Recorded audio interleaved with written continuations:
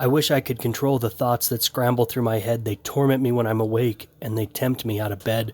It's like a drug, and I can't wait for the next thought to be a hot knife, and I its butter. So I stumble through the chaos. I try to seek the light, the brightness that is my next adventure, and the searing dagger that spurs the fight. There it is, that next great dose, my heroine, my lady of the night, my campfire when it is the blackest of the black, and my beacon when all I need is that delicious light. But that will have to wait. It's only hump day, halfway through my 40, and then on to my 48. Those sweet hours of respite in this foggy fate. Will it be the woods this time or the lake? How far do I dare go? I'm so undecided. Stop for a second. Enjoy the journey, I reminded. I can't let go. It's taking me away over the hills and through these shallow woods. Sometimes all it takes to find myself is to get lost.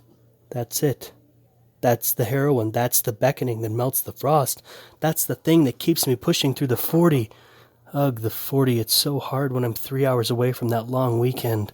Away from the buzz of the city and the whining cars, and moving towards the crackling fire and shining stars. How far do I dare go? It's closer now, and to some degree I crave the wild, and it craves me. I feel it relax when I do. I feel it set me free. Can you hear that? The whisper in the trees? Can you feel it? That's the stress as it leaves. The 40 is now done, and I feel my pulse increase. The beating sounds like thunder, and I beg myself to remember all the things.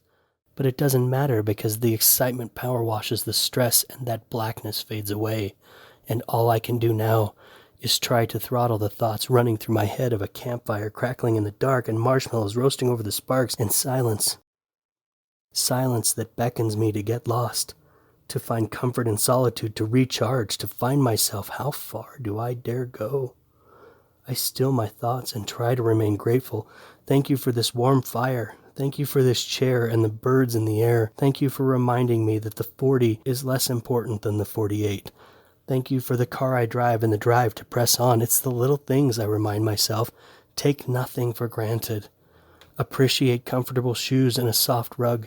Appreciate warm bread and a loving hug. Appreciate lights on a switch and hot water on tap. Appreciate the pants on my ass and the clothes on my back.